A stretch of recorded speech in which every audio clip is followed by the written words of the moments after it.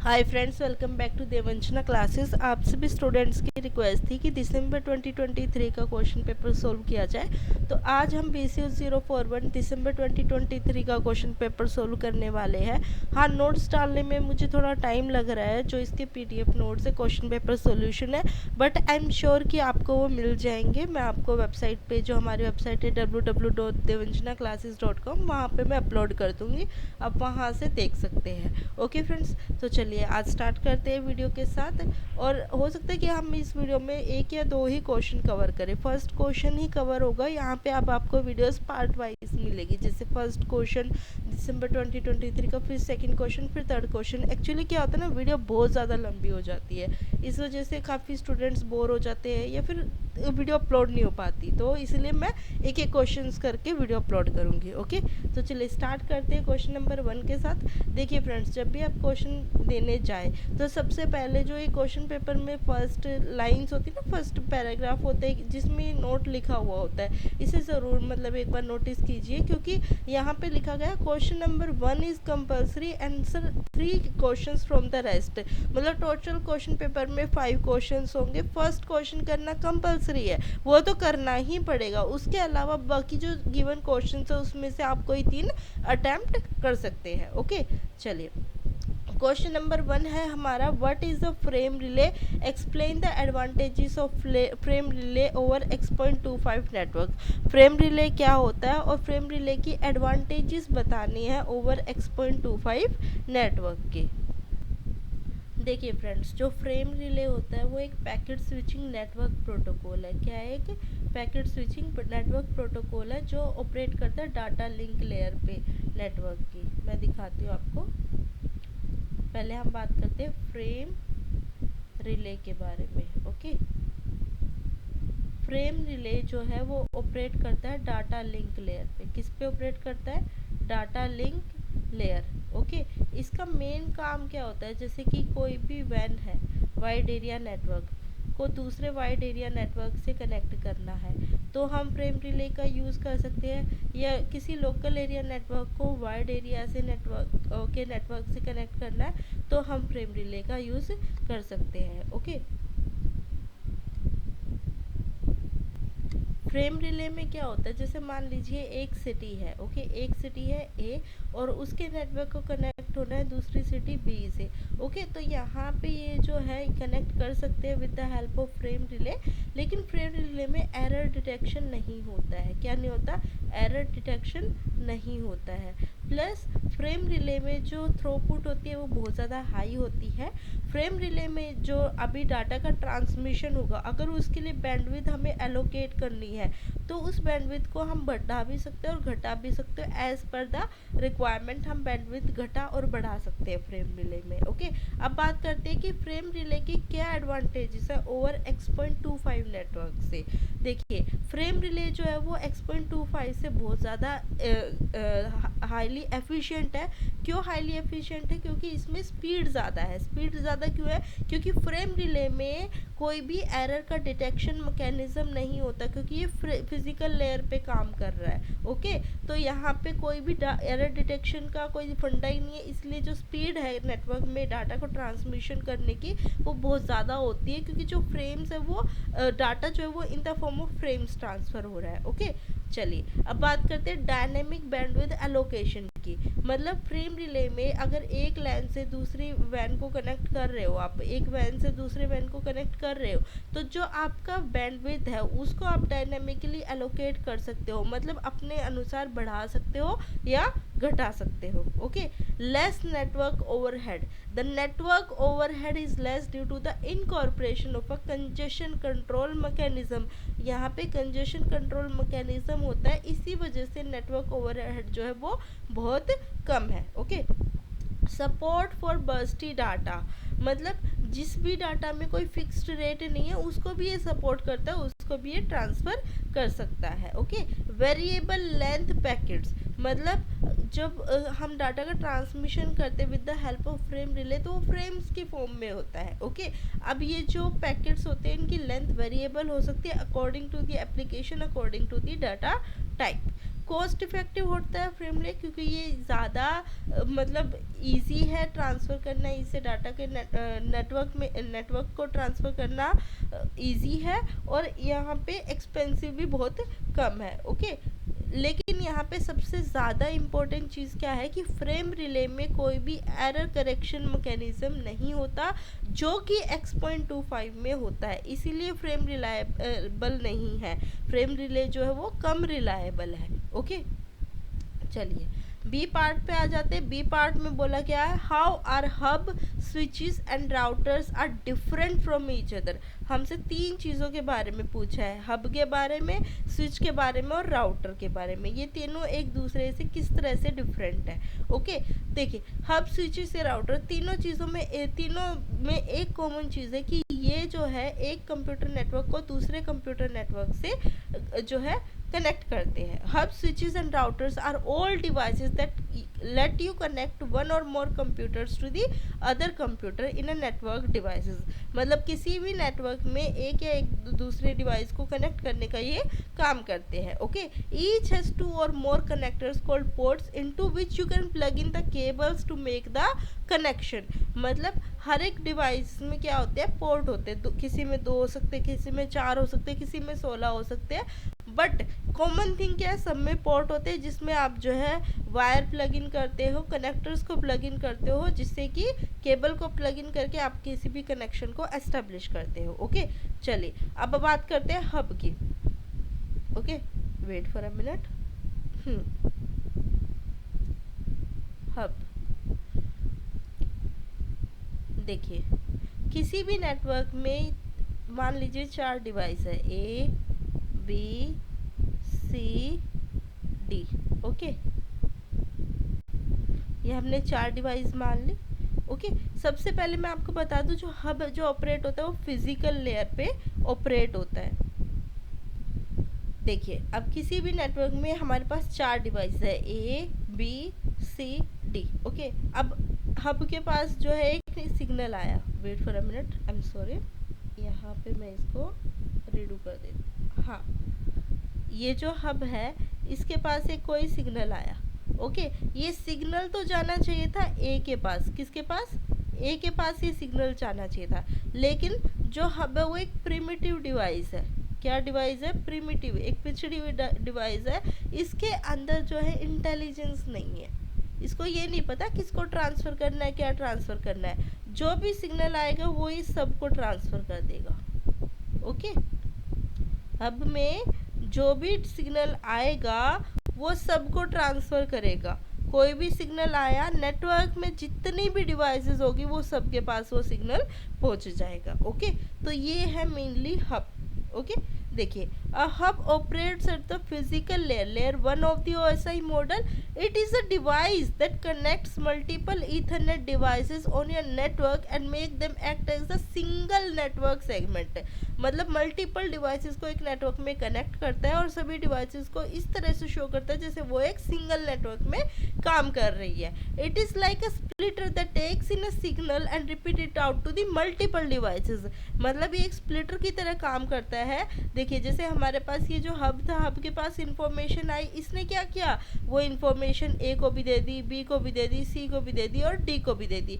मतलब एक इंफॉर्मेशन आई और सभी को वो बांट दे रहा है। Okay, however a hub is not an intelligent device। it does not filter data but instead retransmitted incoming data packets or frames to every device on the network। okay friends, चलिए अब बात करते हैं स्विच के बारे में।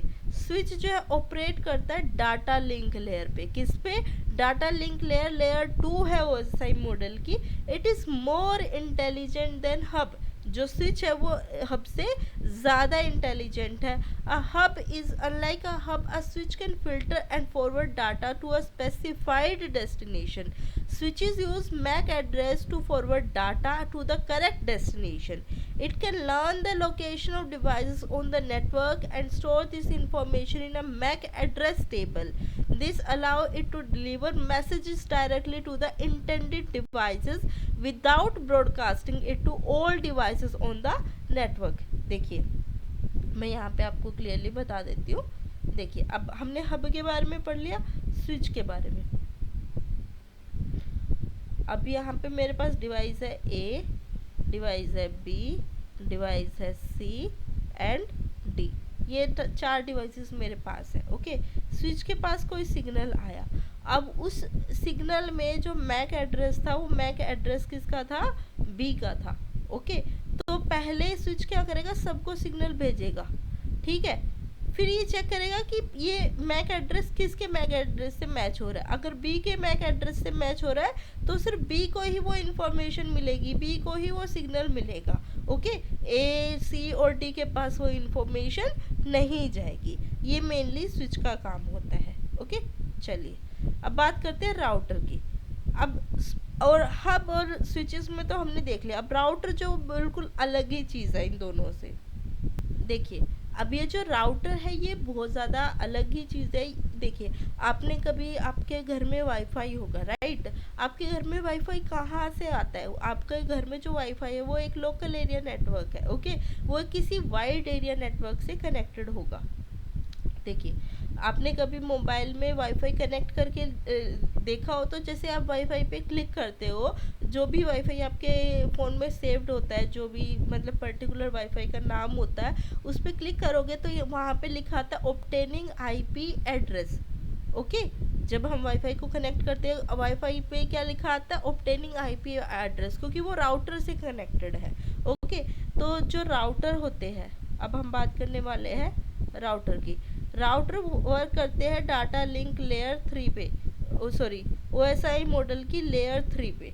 Okay, layer 3 का नाम क्या है, नेटवर्क लेयर। ओके, ये नेटवर्क लेयर पे काम करते हैं। अब राउटर में क्या होता है, मान लीजिए एक लैन है जो वैन से कनेक्टेड है, किससे कनेक्टेड है, वैन से कनेक्टेड है। अब ये जो लैन है ये लोकल एरिया नेटवर्क है, वैन क्या है, wide area network. Wide area network मतलब मान लीजिए आपकी सिटी में जो कोई भी ब्रॉडकास्ट करता हो, जो भी सर्विस प्रोवाइड करता हो नेटवर्क की, जैसे एयरटेल, वोडाफोन, ये इन सब का कोई भी वाइड एरिया नेटवर्क। आपके घर में किसी पर्टिकुलर कंपनी का लोकल एरिया नेटवर्क लगा हुआ है, जैसे एयरटेल का, एक्साइटेल का, कोई भी, वहाँ पे राउटर लगे हुए होते हैं घरों में, राइट। घरों में, ऑफिस में आपने सबने राउटर देखे होंगे और कभी कनेक्ट भी करके देखा होगा। तो राउटर से क्या होता है, आईपी एड्रेस के अकॉर्डिंग जो है वो डिवाइसेस को कनेक्ट करता है। अब एक राउटर से मल्टीपल डिवाइसेस कनेक्ट हो सकती है, बट उसका आईपी एड्रेस के अकॉर्डिंग वो कनेक्ट करता है। ओके, सिंपली यही लिखा गया है यहाँ पे, a router is the most sophisticated of these 3 devices, it operates at the network layer. Network layer is the layer 3 of the OSI model. A router is used to connect 2 or more networks such as your home network. Home network क्या है, एक local area network, and the internet wide area network. Router use IP address to forward packets to their destination. They can calculate the best route for sending data and can direct traffic to prevent head-on collisions. Router can also provide additional features such as DHCP to assign IP address to the devices on the network. NAT to allow multiple devices on your network to share a single public IP address and firewall functionality. Okay friends, चलिए हम बात करते हैं इनकी cost के बारे में। देखिए, जो हब है वो सबसे ज़्यादा सस्ते होते हैं, फिर स्विच उससे थोड़े महंगे हो जाते हैं, फिर जो राउटर होते हैं वो हब के मुकाबले थोड़े से कॉस्टली होते हैं। बट ये डिपेंड करते हैं कि कौन से ब्रांड का आप हब, स्विच या राउटर यूज़ करते हो, या कौन से एडिशनल फीचर्स वहाँ पे यूज़ हो रहे हैं। ओके, चलिए अब क्वेश्चन नंबर 1 के सी पार्ट पे आ जाते हैं। सी पार्ट में पूछा गया, explain the POP and IMAP, what are the advantages of IMAP over POP. Okay, IMAP and POP को एक्सप्लेन करना है और उसके अलावा एडवांटेजेस बताने हैं IMAP के। ओके, चलिए अब स्टार्ट करते हैं। देखिए फ्रेंड्स, POP क्या होता है, post office protocol. Okay, post office protocol क्यों बोला गया है इसे मैं आपको क्लियर कर देती हूँ।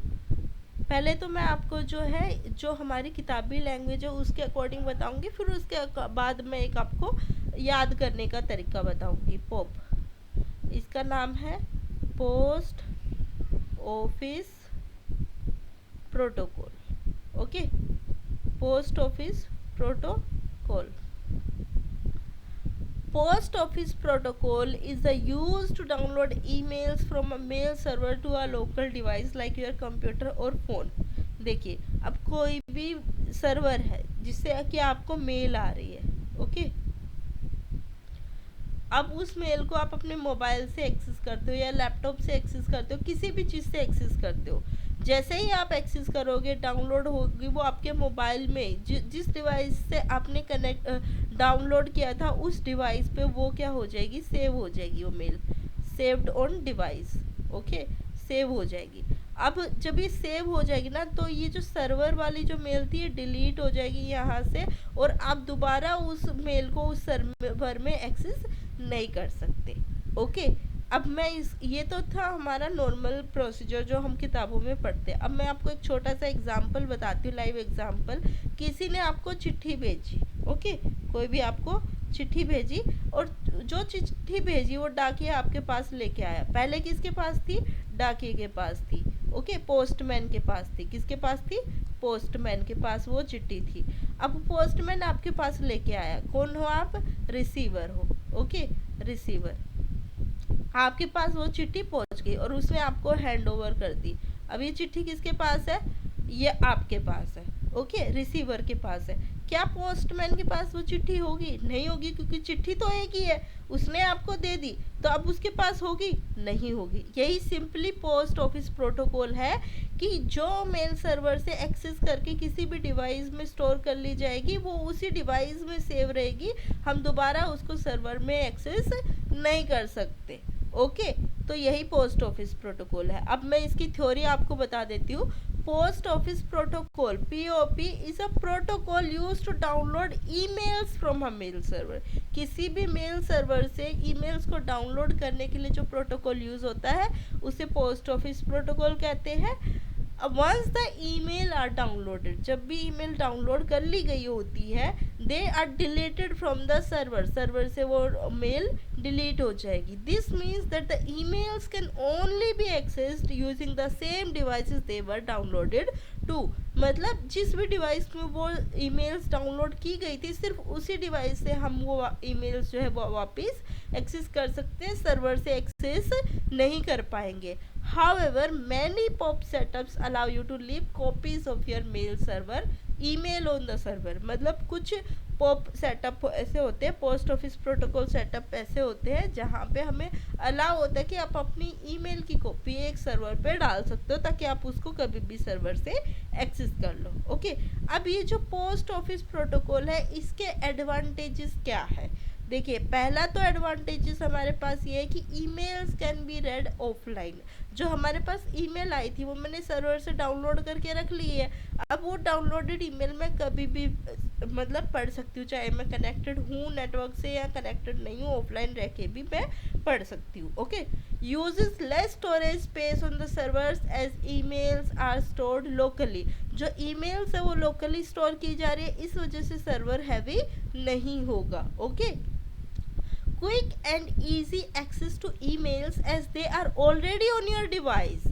मतलब आपके डिवाइस पे ईमेल है तो आप इजीली एक्सेस कर सकते हो, आपको सर्वर पे जाने की ज़रूरत नहीं होगी।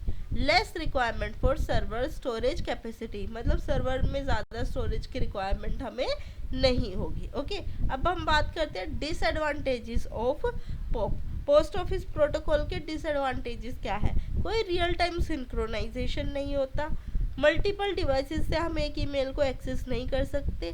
ठीक है, हमें डर होता है कि जो हमारा जो ईमेल है अगर वो लोकल स्टोरेज से किसी ने चोरी कर लिया या डिलीट हो गया तो हम उसको दोबारा एक्सेस नहीं कर पाएंगे उस पर्टिकुलर ईमेल को। ओके, चलिए अब बात करते हैं IMAP के बारे में, इंटरनेट मैसेज एक्सेस प्रोटोकॉल।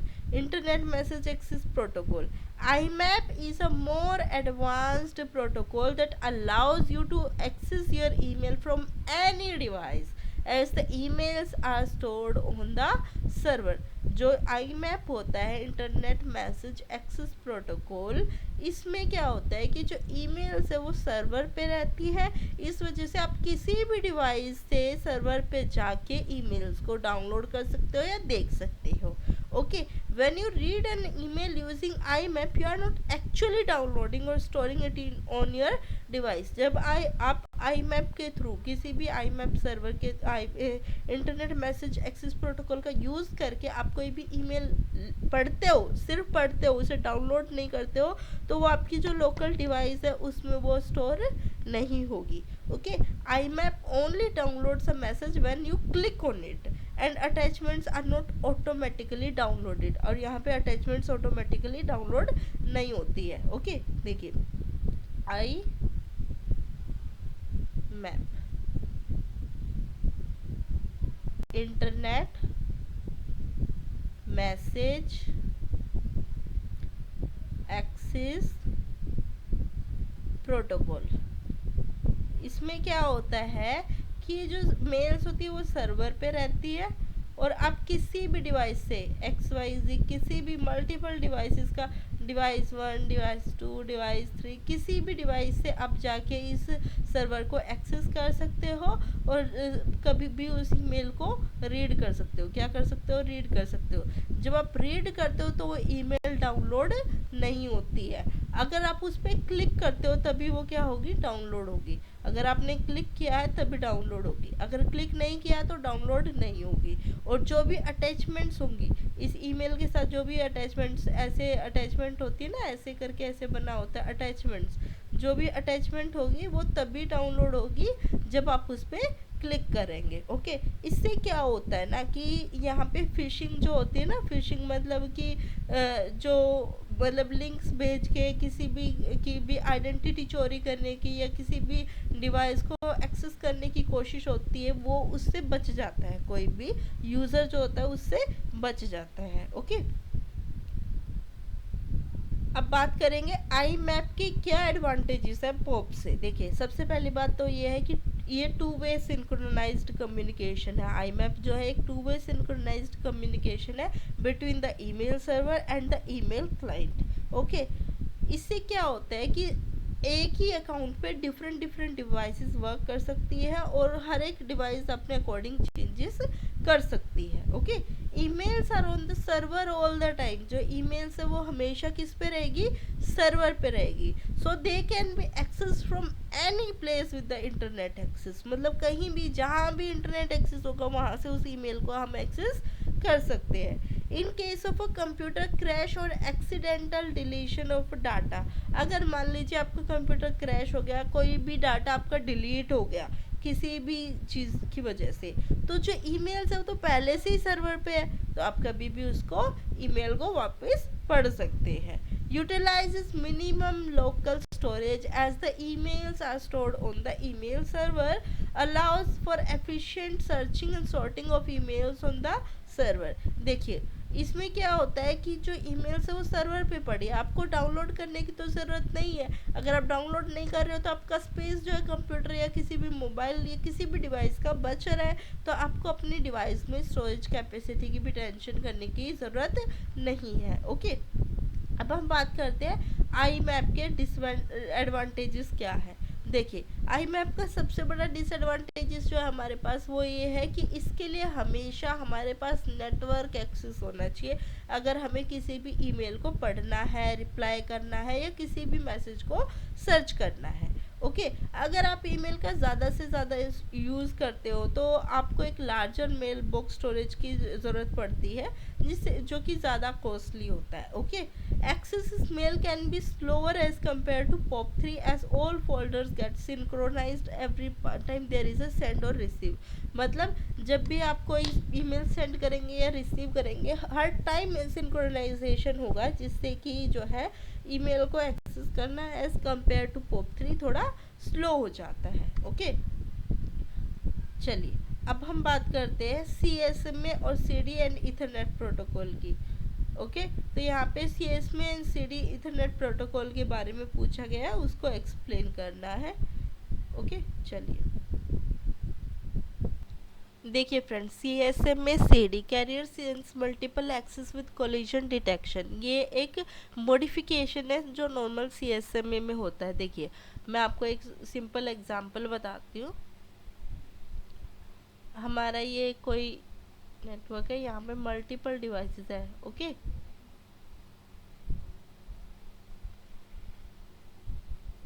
हम्म ओके, अब ये डिवाइसेस है ए, यहाँ पे मान लीजिए यहाँ पे कोई डिवाइस है ए जिसको डाटा ट्रांसफर करना है बी तक। ओके, अब ये पहले चेक करेगी कि ये आइडल पे है ना।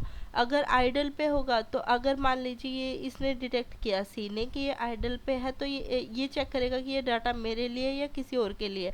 अगर ये इसके लिए नहीं होगा तो ये आगे ट्रांसमिट कर देगा। ऐसे ही डी क्या करेगा, आगे ट्रांसमिट कर देगा और बी के पास डाटा पहुंचता जाएगा। ए में क्या होता है ना कि यहाँ पे रेगुलर बेसिस पे डाटा का ट्रांसमिशन होता रहता है। ओके, कोई एक्नॉलेजमेंट की रिक्वायरमेंट नहीं होती। जैसे कि हम नॉर्मली क्या करते थे कि पहले एक डाटा को भेजते हैं, फिर उसकी एक्नॉलेजमेंट आएगी तो जहाँ तक डाटा गया फिर उसके बाद वाले डाटा की को भेजेंगे। अगर उसकी एक्नॉलेजमेंट आएगी फिर नेक्स्ट डाटा को भेजेंगे। लेकिन यहाँ पे ऐसा कुछ नहीं है, कॉन्टिन्यूसली डाटा का ट्रांसमिशन होता रहता है, कॉन्टिन्यूसली डाटा ट्रांसमिट होता रहता है। और मान लीजिए बी ने भी देखा कि चैनल आइडल पे है और बी ने भी अपना डाटा भेज दिया।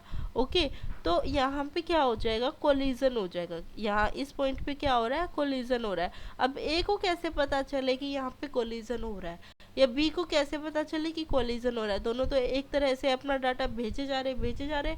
तो उस कोलिजन का जो मैसेज है जब ए तक पहुंचेगा तभी तो वो डाटा को स्टॉप करेगा, राइट। देखिए यहाँ पे सी एस में C D is a network protocol for a carrier signal.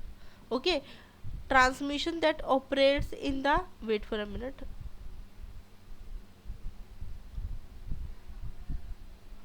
एक सेकंड दीजिएगा मुझे।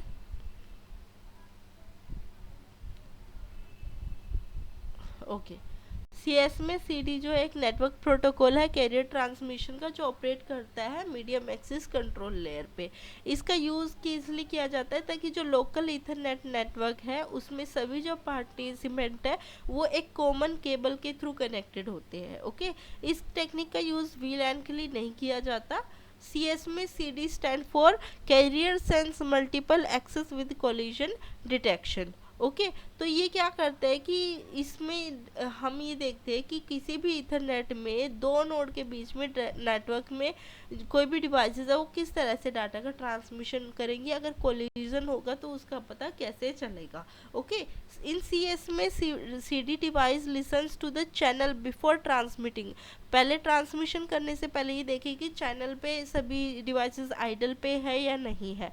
ओके, अगर किसी अदर डिवाइस के थ्रू चैनल का यूज़ किया जा रहा होगा तो ट्रांसमिशन नहीं होगा। If a collision is detected during transmission, अगर ट्रांसमिशन करते वक्त कोई भी कोलिजन का हमें पता चलता है, द ट्रांसमिशन इज स्टॉप्ड, जो ट्रांसमिशन है वो स्टॉप कर दिया जाता है और एक जैम सिग्नल जो है वो सभी स्टेशंस को भेज दिया जाता है। ओके, अब हम बात करते हैं ईथरनेट प्रोटोकॉल की। Ethernet is a family of a computer networking technologies commonly used in local area network LAN, metropolitan area network MAN and a wide area network वैन। ओके, ईथरनेट का यूज़ हम LAN MAN वैन सब में करते हैं।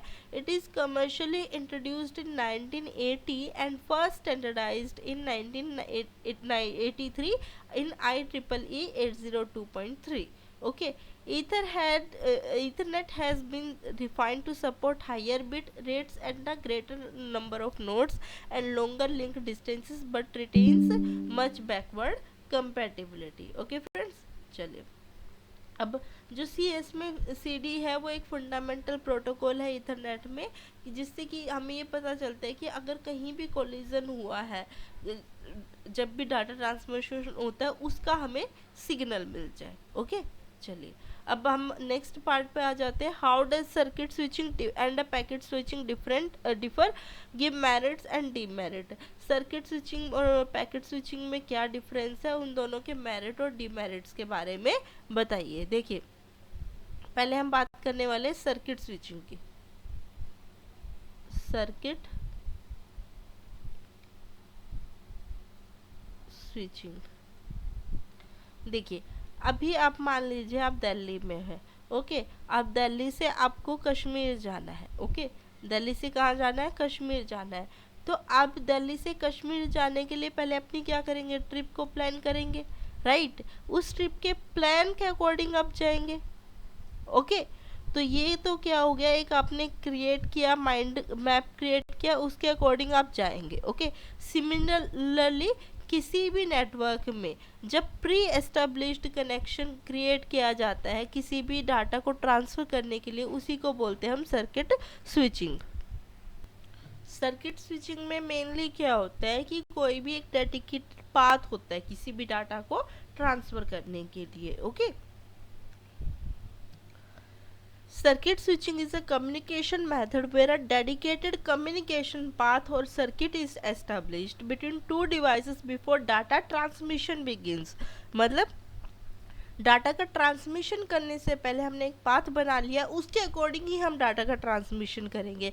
अगर उस डाटा ट्रांसमिशन के दौरान कोई भी एक नोड काम करना बंद कर देगा तो पूरा जो सेशन है वो डिस्ट्रॉय हो जाएगा, कैंसिल हो जाएगा। Okay, the circuit remain dedicated to the communication for the duration of the session and no other devices can use it while the session is in progress.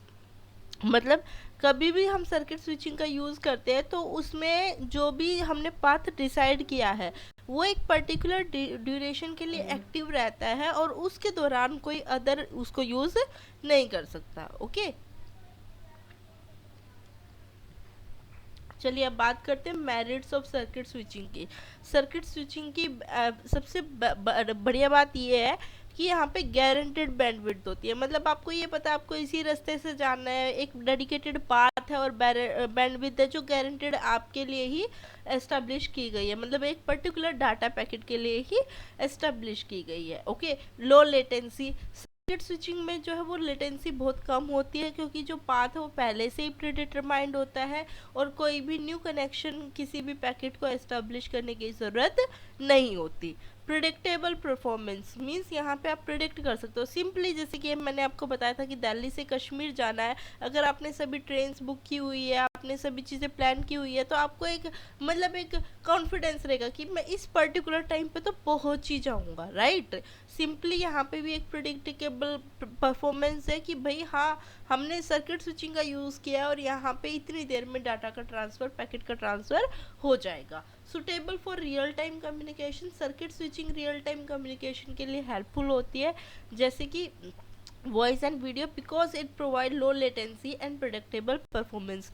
जैसे कि अभी कभी आपने जैसे कि जो हमारे घरों में लैंडलाइंस लगते थे कभी यूज़ किए हो, तो लैंडलाइंस में क्या होता था, जैसे मैं आपको बताऊं, यहाँ पे जैसे मान लीजिए ए है और यहाँ पे बी है, अगर वो लैंडलाइन से कॉल करता है तो लैंडलाइंस जो होती है वो केबल्स के थ्रू एक मतलब फिजिकली कनेक्टेड होती थी दूसरी लैंडलाइन से। तो यहाँ पे जो है ट्रांसफ़र, जो डाटा का ट्रांसफ़र होता था उसमें नेटवर्क का इशू नहीं आता था क्योंकि वो क्या था, प्री डिटरमाइंड पाथ था। वहाँ पे सर्किट स्विचिंग का यूज़ किया जाता था डाटा को ट्रांसफ़र करने के लिए, पैकेट्स को ट्रांसफ़र करने के लिए। ओके, अब हम बात करते हैं डीमेरिट्स ऑफ सर्किट स्विचिंग के बारे में। इनएफिशिएंट यूज़ ऑफ बैंडविड्थ, मतलब हो सकता है कि हमें कभी ज़रूरत भी नहीं है फिर भी हम वो जो बैंडविड्थ है वो एक्वायर किया हुआ है। Okay, limited scalability. Circuit switching is limited in its scalability because the number of circuits that can be established is finite। मतलब जितने हम सर्किट बना सकते हैं उसका कुछ एक फाइनाइट नंबर है, इनफाइनाइट सर्किट तो नहीं बना सकते हम, राइट। तो इसलिए जो स्केलेबिलिटी है, मतलब जितना हम यूज़ कर सकते हैं उसको, वो लिमिटेड है। High cost. सर्किट स्विचिंग में पहले से एक पाथ, डेडिकेटेड पाथ क्रिएट करना होता है जो कि हाई मतलब एक्सपेंसिव हो सकता है।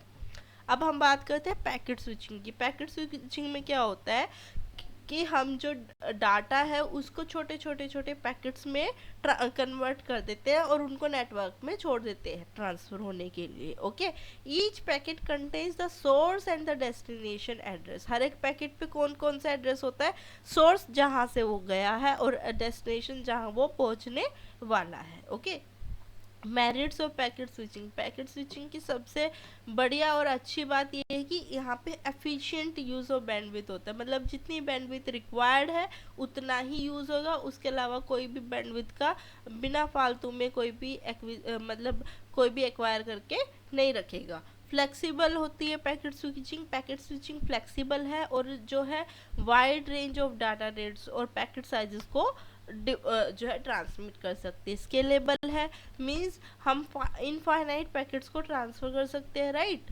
Large amount of traffic on a network. Lower cost, packet switching में कॉस्ट जो होती है वो बहुत कम होती है। अब बात करने वाले थे डीमेरिट्स ऑफ पैकेट स्विचिंग। देखिए यहाँ पे जो हम पैकेट स्विचिंग कर रहे हैं वहाँ पे लेटेंसी होने के चांसेस बहुत ज़्यादा है, क्योंकि हो सकता है एक पैकेट डिस्ट्रॉय हो जाए, कोलाइड हो जाए, या मल्टीपल नोड्स से होके गुजर रहा है, डिस्ट्रॉय या फिर करप्ट हो जाए, राइट। लिमिटेड क्यूएस, मतलब यहाँ पे गारंटी नहीं होती क्वालिटी की, मतलब अलग अलग ट्रैफिक, अलग अलग तरह के ट्रैफिक्स जो है वो देखने को मिल जाते हैं। ओके, चलिए अब क्वेश्चन नंबर 1 का एफ पार्ट रह गया, जो कि लास्ट पार्ट है क्वेश्चन नंबर 1 का। फिर उसके बाद क्वेश्चन नंबर 2 स्टार्ट हो जाएगा। हम सिर्फ क्वेश्चन नंबर 1 तक ही आज कवर करेंगे। ओके, चलिए क्वेश्चन नंबर एफ के फर्स्ट पार्ट को देख ले, क्वेश्चन नंबर 1 के एफ पार्ट को देख लेते हैं। Right the steps of distance vector routing algorithm, show the working of this algorithm with an example. Distance vector routing क्या होती है और उसको एक एग्जांपल के थ्रू हमें एक्सप्लेन करना है।